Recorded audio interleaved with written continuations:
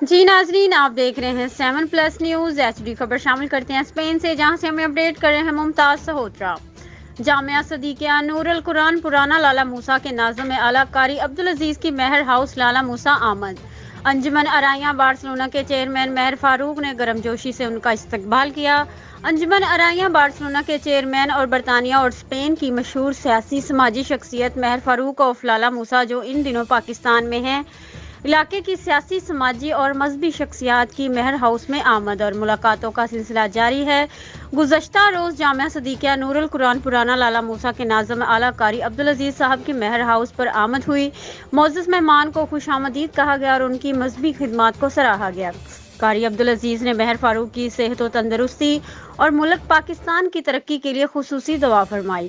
اس موقع پر فیملی ممبران کے علاوہ علاقے کی قد آور شخصیات بھی موجود تھیں۔ مہر فاروق نے معززین کو انجمن ارائیاں بارسلونا کے غرضوں اور مقاصد سے آگاہ کیا۔